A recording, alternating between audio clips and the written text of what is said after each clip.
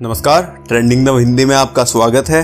चीन हमेशा भारत को किसी भी तरह नुकसान पहुंचाने की फिराक में रहता है। ऐसा करने में चीन की सबसे खास स्ट्रेटजी है भारत के पड़ोसी देशों में भारत के खिलाफ माहौल बनाना या वहां पर भारत की छवि को कमजोर करना।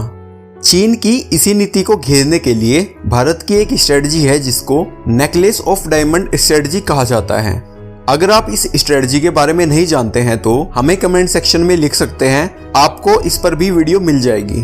खैर, ज्यादातर चीन के फैलाए गए जाल को भारत अपनी साफ और सरल नीतियों की सहायता से काट देता है और चीन के सारे मंसूबों पर पानी फेर देता है। हाल ही में फिर से चीन के साथ ऐसा ही हुआ है। आखिर क्या है पूरा मामला, चलिए जान लेते हैं।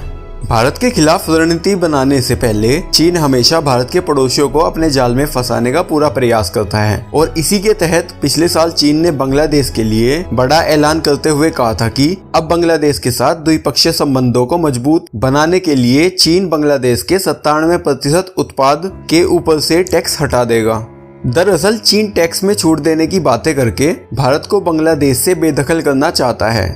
वहीं जब बांग्लादेश में पद्मा नदी पर उत्तरी बांग्लादेश को दक्षिणी बांग्लादेश से जोड़ने के लिए 6 किलोमीटर लंबा पुल बनाने का फैसला किया गया, तब उस समय विश्व बैंक ने इस परियोजना के लिए पैसे नहीं दिए। ऐसे में इस मौके का फायदा उठाते हुए चीन ने पद्मा नदी पर बांग्लादेश को पुल निर्माण के लिए भारी भरकम कर्ज दिया। इसका मतलब है कि चीन ने बांग्लादेश में उन सारी कूटनीतियों का बीजारोपण किया जिससे कि चीन बांग्लादेश के अंदर भारत के प्रभाव को कम कर सके। लेकिन पिछले 2 सालों में बांग्लादेश में चीन के द्वारा किए गए सारे प्रयासों पर भारत की वैक्सीन डिप्लोमेसी भारी पड़ गई है। खुद चीन की न्यूज एजेंसी सिन्हुआ ने लिखा है कि भारत अपनी वैक्सीन की क्षमताओं के दम पर चीन के प्रभाव को तोड़ना चाहता है। लेकिन न्यूज एजेंसी एसोसिएटेड रिपोर्ट की माने तो पीएम नरेंद्र मोदी की बांग्लादेश यात्रा से चीन को इस समय काफी बौखलाहट हो रही है। वहीं चीन को इस बात का डर है कि पीएम नरेंद्र मोदी की बांग्लादेश यात्रा और भारत की वैक्सीन डिप्लोमेसी के प्रभाव के सामने चीन की अरबों डॉलर की परियोजना का प्रभाव खत्म हो सकता है, क्योंकि मौजूदा समय में कोरोना वायरस की वैक्सीन से ज्यादा महत्वपूर्ण और कोई भी मुद्दा नहीं है। वही बांग्लादेश जिसके बारे में दावा किया जा रहा था कि वह चीन के पक्ष में जा रहा है, अब उसी बांग्लादेश में चीन के मुकाबले भारत की पकड़ और ज्यादा मजबूत हो रही है।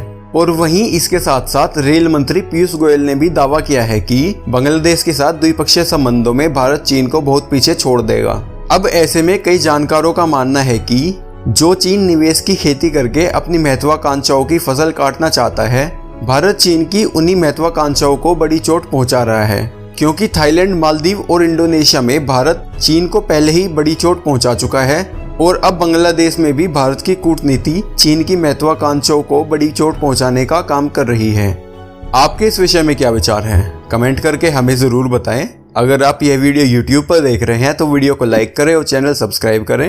और अगर आप यह वीडियो Facebook पर देख रहे हैं तो वीडियो के ऊपर चैनल के नाम ट्रेंडिंग नव हिंदी के आगे लगे नीले रंग के फॉलो बटन को दबाकर पेज फॉलो करें ताकि भविष्य में हमारे सारे वीडियो आप तक पहुंच सके। धन्यवाद।